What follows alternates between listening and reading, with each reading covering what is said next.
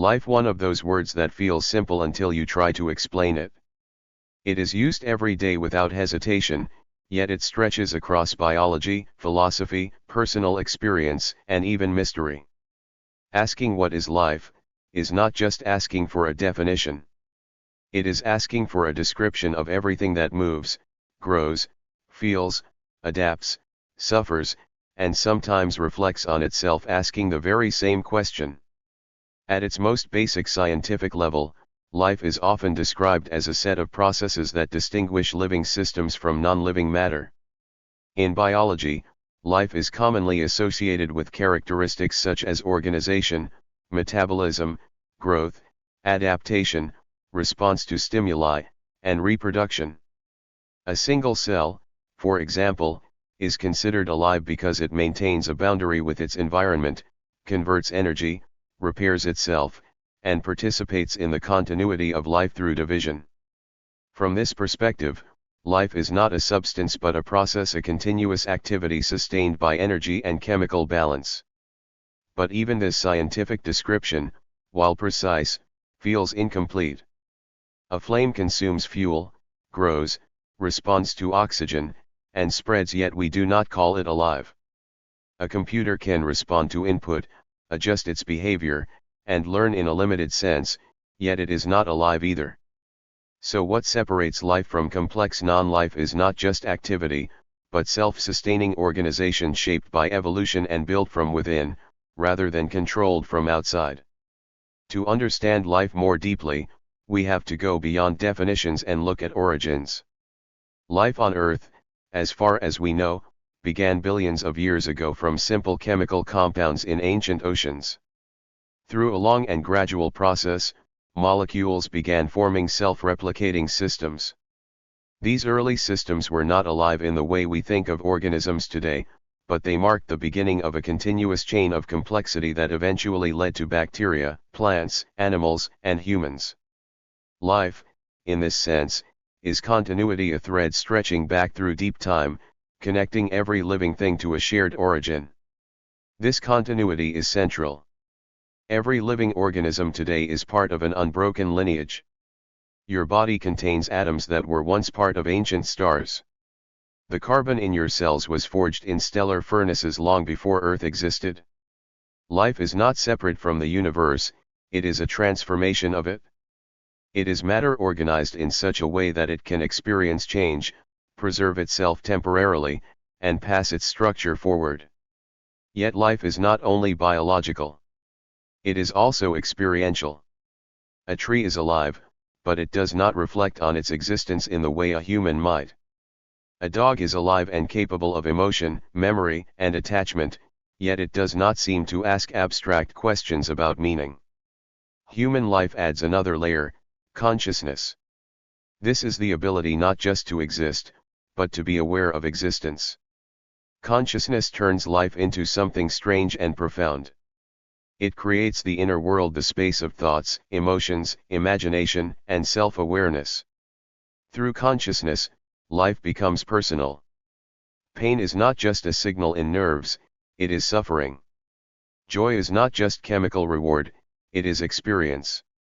The universe, through life, begins to observe itself. This is where definitions begin to blur. Science can describe the mechanisms of thought, but not fully explain why those mechanisms produce subjective experience. Philosophy has wrestled with this for centuries. Some argue that consciousness emerges from complexity, like wetness emerges from water molecules. Others suggest it is a fundamental property of the universe, present in some form wherever there is organized matter. There is no final answer, only competing interpretations. Beyond biology and consciousness lies another dimension, meaning. Life, for humans especially, is not just something we have, it is something we interpret. We ask why we are here, what we should do, and whether any of it matters.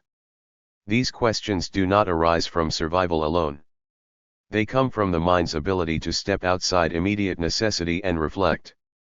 Meaning, however, is not given in the way gravity or DNA is given. It is constructed. One person may find meaning in family, another in knowledge, another in creativity, spirituality, service, or exploration. Some find meaning in simple survival itself, while others struggle with the absence of any perceived purpose. This diversity suggests that meaning is not embedded in life like a rule, but woven into it by consciousness trying to interpret itself. From another angle, life can be understood as a negotiation with time. Every living thing is born, changes, and eventually dies. Life is therefore not a state but a trajectory. It is motion between beginning and end, shaped by both internal drives and external conditions. In this sense, to be alive is to be temporary. But that temporariness is not necessarily negative, it is what gives urgency, change, and development their significance. A rock remains largely the same for millions of years. A living organism does not. It grows, learns, adapts, and decays. Even within a single human lifetime, the body changes continuously. Cells die and are replaced. Memory shifts. Personality evolves. The self that exists at one moment is not identical to the self years later, yet we experience continuity. Life, then, is not only biological continuity but psychological continuity, a narrative stitched together by memory and perception. This narrative aspect is important. Humans do not merely live moment to moment, they tell stories about their lives. We interpret events as chapters: childhood, growth, struggle, achievement, loss, transformation. In doing so, we turn raw experience into meaning. Life becomes not just what happens, but what it means that it happens. At the same time, life is deeply interconnected. No organism exists in isolation. Every life depends on others directly or indirectly. Plants rely on sunlight, soil, and microbial networks. Animals depend on ecosystems. Humans depend on global systems of food, energy, and knowledge. Even the air we breathe is the result of countless biological processes across the planet. Life is not a collection of separate units but a vast, interdependent web. This interconnectedness extends beyond the present moment. Every living system is shaped by evolution, a process that depends on generations before it. Traits, instincts, and even vulnerabilities are inherited. In this way, life is cumulative. It carries its past within it. Yet life is also creative. Evolution is not only preservation but innovation. New forms emerge, adapt, and sometimes disappear. Intelligence, language, culture, and technology are extensions of biological life that allow it to reshape its environment intentionally rather than purely through slow adaptation. In humans, life begins to modify its own conditions of existence. Tools, cities, medicine, and digital systems are all expressions of life extending its reach. This raises another layer of complexity: is human-made structure part of life? A city is not alive in the biological sense, but it behaves like a living system in some ways, growing, adapting, responding to needs, and consuming resources. Some thinkers describe such systems as superorganisms, though this is metaphorical. Still, it suggests that life might exist in degrees or forms beyond traditional definitions. Emotion is another essential dimension of life. Feelings are not side effects, they are central to how living beings navigate the world. Fear protects, pleasure motivates, sadness signals loss, and love binds individuals together. Emotion gives life direction. Without it, intelligence alone would be disoriented, unable to prioritize or care. Among emotions, love stands out as one of the most powerful and complex. It exists in many forms: attachment between parents and children, romantic connection, friendship, compassion for strangers, and even a broader sense of connection to existence itself. Love can be understood biologically as bonding behavior, psychologically as attachment, and philosophically as recognition of shared existence. It is one of the strongest forces that shapes human life and social structure. Death, inevitably, is part of the definition of life. Without death, life would lose its shape. It is the boundary that gives life urgency and significance. The awareness of mortality profoundly influences human thought, culture, religion, and art. Much of what humans create is an attempt to understand, deny, accept, or transcend death. And yet, despite its inevitability, death is not simply an end in biological terms. In ecosystems, nothing truly disappears, matter and energy are recycled. What ends is the organization, the pattern we recognize as a living being. Life, therefore, is not permanent structure but temporary arrangement. If we step back far enough, life can be seen as the universe becoming complex enough to observe itself. Through living organisms, matter develops awareness, curiosity, and reflection. Through humans, this reflection becomes language, science, philosophy, and art. The universe does not merely exist, it begins to ask what it is. So what is life? It is chemistry organized into self-maintaining systems. It is evolution shaping complexity over time. It is consciousness experiencing itself from within. It is memory forming identity across change. It is interdependence across ecosystems and generations. It is emotion giving direction to survival. It is meaning constructed in the face of uncertainty. It is time embodied in fragile, temporary form. And perhaps most simply, life is the condition in which existence becomes something that can be felt. Life feels important to us because we are alive. That sounds almost circular, but it points to something fundamental. Importance is not an objective property floating in the universe like gravity or mass. Importance is something life creates, experiences, and assigns. Still, even though importance is subjective, there are strong biological, psychological, social, and philosophical reasons why life is treated as something deeply significant, often sacred, irreplaceable, or central to everything else we value. To understand why life is considered so important, it helps to look at it from multiple layers: survival, consciousness, relationships, meaning, culture, and the broader structure of reality as we understand it. At the most basic level, life is important because it is self-preserving. Every living organism is built around the principle of survival. From single-celled organisms responding to nutrients to humans making complex decisions about food, safety, and health, life is organized to continue itself. This is not a philosophical choice, it is a biological necessity embedded in evolution. Organisms that did not prioritize survival simply did not continue existing long enough to reproduce. This evolutionary pressure is the foundation of why life matters internally. Pain exists because it protects life. Fear exists because it avoids danger. Pleasure exists because it reinforces behaviors that sustain life. Even curiosity and exploration, which seem abstract, can be traced back to survival advantages: finding food, mates, or safer environments. So one reason life feels important is that importance is built into our nervous systems. We are designed to treat our existence as something worth protecting. But biology alone does not explain the full sense of importance humans attach to life. After all, many animals survive without reflecting on why survival matters. Humans add another layer: awareness. We do not just live, we know we are living. This awareness changes everything. Consciousness turns life into an experience rather than just a process. A tree grows, but it does not know it is growing.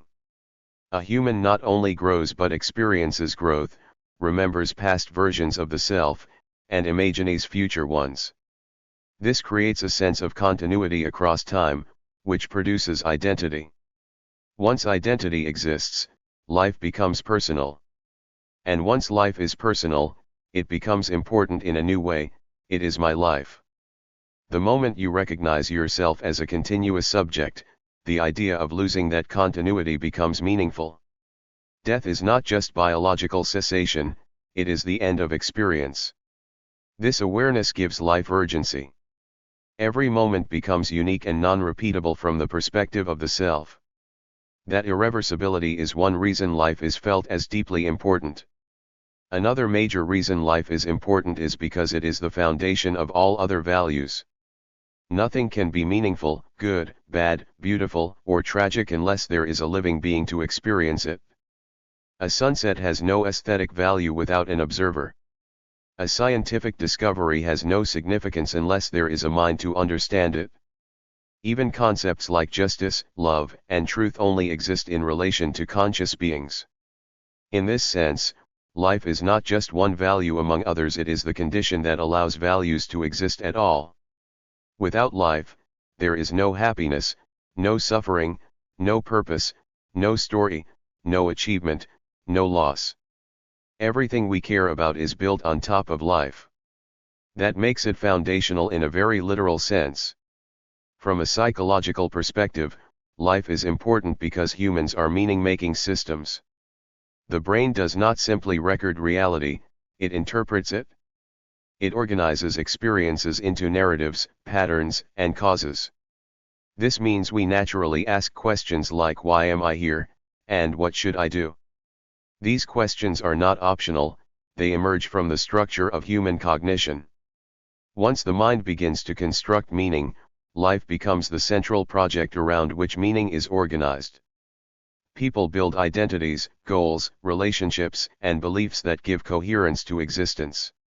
Without some sense that life matters, psychological stability becomes difficult to maintain.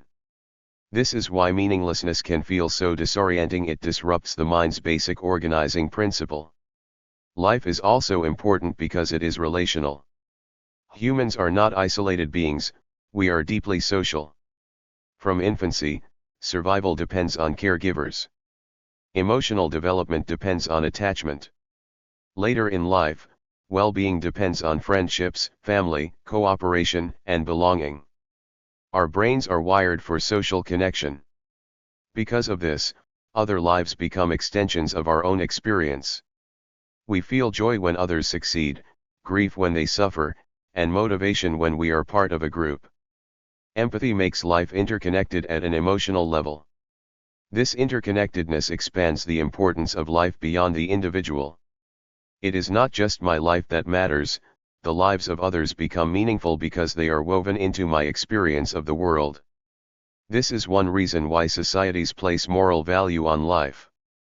Ethical systems across cultures generally emphasize protecting life, reducing suffering, and promoting well-being. Even when moral frameworks differ, the idea that life has value is nearly universal.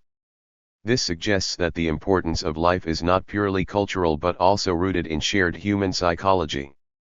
On a broader scale, life is important because it is rare, at least in our current understanding of the universe. As far as we know, Earth is the only place where life exists.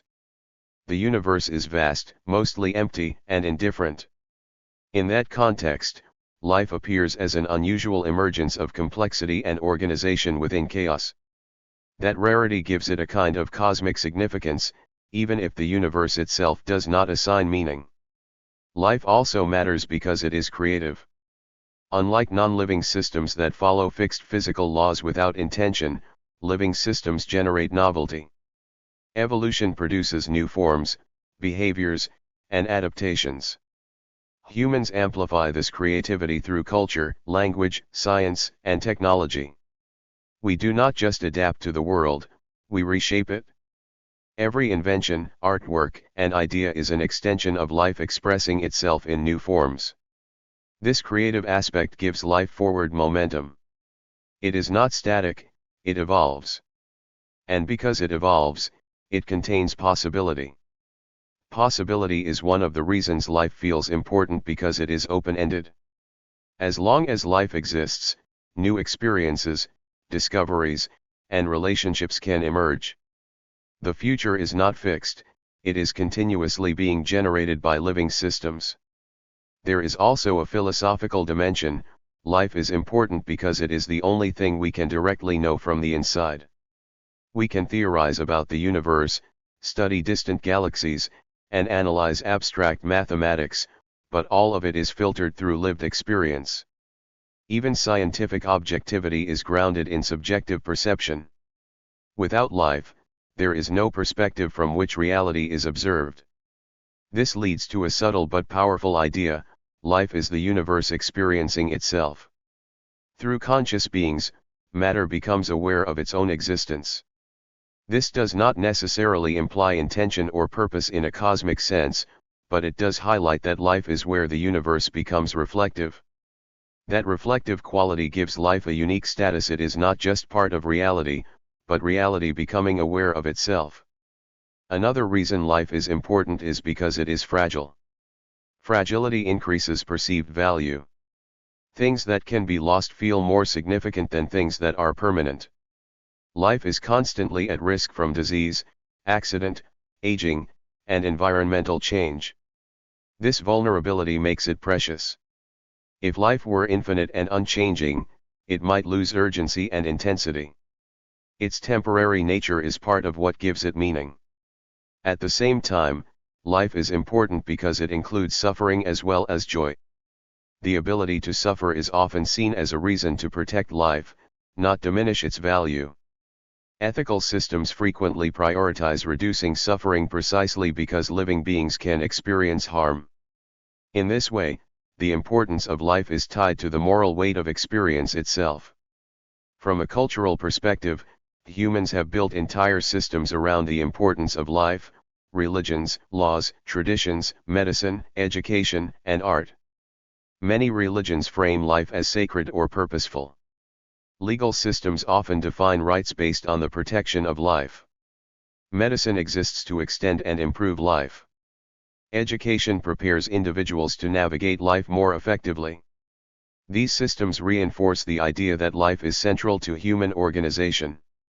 Even in secular contexts, life remains the foundation of ethics.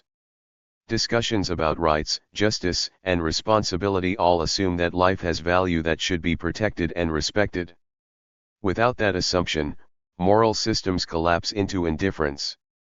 Finally, life is important because it is the only stage on which anything can happen. Every experience, every discovery, every relationship, every tragedy, and every achievement requires life as its medium. If life is removed, nothing remains that can be experienced or understood. In that sense, life is not just important, it is necessary for importance itself to exist. So why is life so important?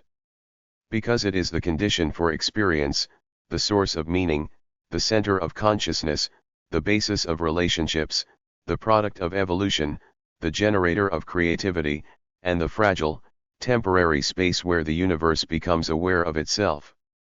And even if none of that came with a built-in purpose, life would still be important for a simpler reason: it is what makes anything matter at all. Preserving life can mean different things depending on what angle you're looking at. It can mean keeping an individual human alive and healthy, protecting ecosystems, preventing extinction of species, or even sustaining life on Earth long term. At its core, though, preservation of life is about maintaining the conditions that allow living systems to exist, function, and continue over time. To understand how to preserve life in a meaningful way, it helps to think in layers: the body, the mind, society, and the environment. Life depends on all of them at once, and weakening any one layer can threaten the others. At the most immediate level, preserving life begins with the body. Human life is biologically fragile. It depends on oxygen, water, nutrition, temperature regulation, and protection from injury or disease. If any of these systems fail for long enough, life ends. So the first form of preservation is basic physiological care. Breathing is the most immediate requirement. Oxygen fuels cellular respiration, the process that produces energy for all biological functions. Without oxygen, brain cells begin to die within minutes. That is why airway safety, clean air, and respiratory health are fundamental to preserving life. Pollution, smoking, and lung diseases all reduce this basic capacity. Water is equally essential. The human body is mostly water, and it is involved in every chemical reaction that keeps us alive. Dehydration disrupts circulation, temperature regulation, and organ function. Even mild dehydration affects cognitive performance. Access to clean drinking water is therefore one of the simplest yet most important ways to preserve life. Food provides energy and building materials. Without adequate nutrition, the body begins to break down its own tissues. Malnutrition weakens the immune system, reduces healing capacity, and increases vulnerability to disease. Balanced nutrition is not just about calories but about vitamins, minerals, proteins, fats, and carbohydrates working together to sustain biological systems. Sleep is another often overlooked pillar. During sleep, the brain consolidates memory, repairs itself, and regulates hormones. Chronic sleep deprivation increases risk of heart disease, depression, accidents, and weakened immunity. In many ways, sleep is a biological maintenance system. Preserving life requires preserving the rhythm of rest. Temperature regulation also matters. Humans are vulnerable to both extreme heat and extreme cold. The body functions within a narrow internal range, and survival depends on maintaining that balance. Shelter, clothing, and climate control are therefore not luxuries, they are extensions of biological survival. Medical care plays a critical role in preserving life beyond natural limits. Vaccines prevent infectious diseases. Antibiotics treat bacterial infections that were once deadly. Surgery repairs injuries. Emergency medicine stabilizes critical conditions like heart attacks or trauma. Modern healthcare systems are one of the most powerful tools humans have developed to extend life expectancy. But preserving life is not only about reacting to illness or danger. It is also about prevention. Preventive care such as exercise, hygiene, regular health checkups, and avoiding harmful substances reduces risk before problems become life-threatening. Many of the leading causes of death globally, such as cardiovascular disease and diabetes, are strongly influenced by lifestyle factors. Exercise deserves special attention. The human body evolved for movement. Physical activity strengthens the heart, improves circulation, maintains muscle mass, supports mental health, and reduces the risk of many chronic diseases. In a biological sense, movement is maintenance. A sedentary body deteriorates faster than an active one. Mental health is equally important in preserving life.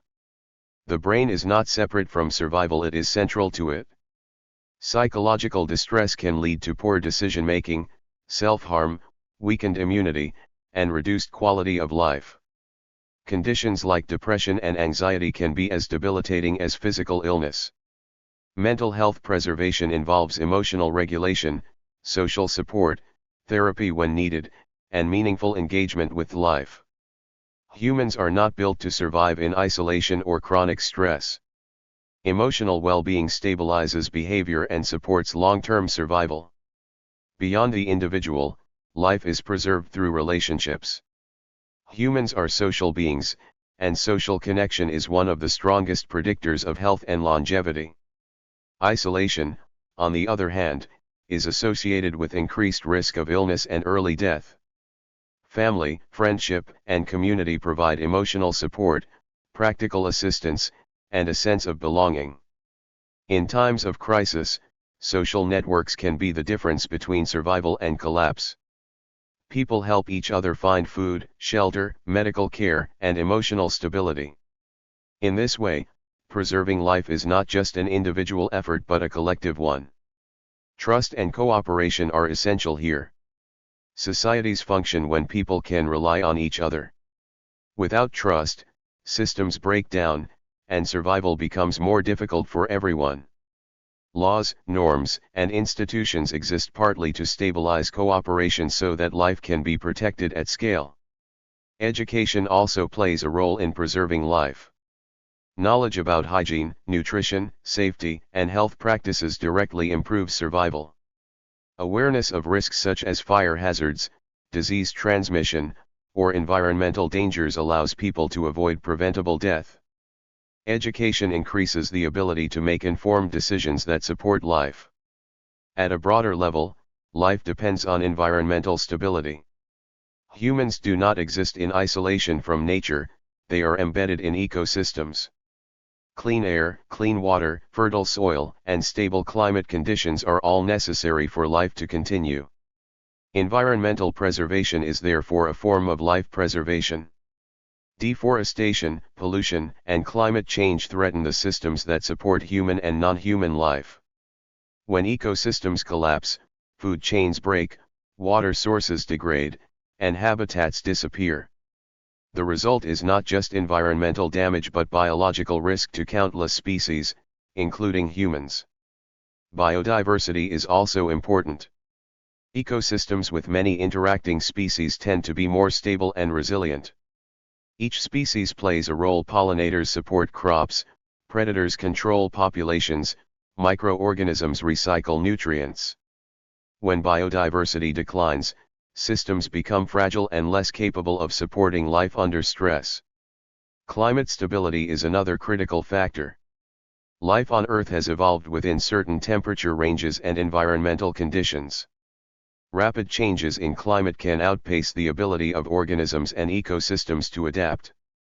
Preserving life at a global scale requires managing human impact on the atmosphere, oceans, and land systems. Technology has become both a threat and a tool for preserving life. On one hand, industrial activity contributes to environmental damage. On the other hand, technology provides solutions: renewable energy, medical advances, clean water systems, and disaster prediction tools. For example, renewable energy sources like solar and wind reduce dependence on fossil fuels, which contribute to climate change and air pollution. Medical technologies detect diseases earlier and treat them more effectively. Agricultural innovations improve food production while reducing environmental strain. Communication technology allows rapid response during emergencies. However, technology alone is not enough. It must be guided by ethical responsibility and long-term thinking. Without careful management, technological systems can create new risks even as they solve old ones. On a philosophical level, preserving life also involves understanding value. Why preserve life at all? From a purely biological perspective, life wants to continue itself, but humans are capable of reflecting on whether and how life should be sustained. Most ethical systems converge on the idea that life has intrinsic value, or at least that suffering should be minimized and well-being promoted. This leads to moral responsibility. If we can preserve life, we often feel we should. This applies not only to human life but increasingly to animal life and ecological systems. Preserving life therefore becomes an ethical project as well as a practical one. It involves choices about resource distribution, healthcare access, environmental policy, and social justice. Inequality, for example, directly affects life expectancy. People with fewer resources often face higher risks of disease, violence, and early death. So preserving life also means addressing structural conditions that harm certain populations more than others. There is also a long-term perspective, preserving life across generations. This means thinking beyond immediate survival and considering whether life can continue sustainably into the future. Issues like climate change, nuclear risk, pandemics, and ecological collapse are all global threats to life continuity. Long-term preservation requires foresight, cooperation, and restraint. It often means sacrificing short-term convenience for long-term stability. It also requires global coordination, since many threats to life are not confined to one region or group. Finally, at the deepest level, preserving life is about awareness. Life is not just biological function, it is also experience. To preserve life is to preserve the conditions in which experience can continue: thought, emotion, perception, memory, and meaning. From this perspective, every act that protects health, reduces suffering, strengthens relationships, and stabilizes the environment is part of preserving something profoundly delicate, the ability of existence to feel itself. We preserve it by maintaining the body through food, water, sleep, and medical care. We preserve it by supporting the mind through mental health and emotional stability. We preserve it through relationships, cooperation, and social systems. We preserve it by protecting ecosystems and ensuring environmental stability. We preserve it through responsible use of technology. And we preserve it through ethical choices that recognize the value of living beings across time. In the end, preserving life is not one action but a continuous effort across many scales. It is personal and global, biological and philosophical, immediate and long-term. Life persists only when it is cared for, and that care is something living beings must constantly create for themselves. Thank you for watching this video.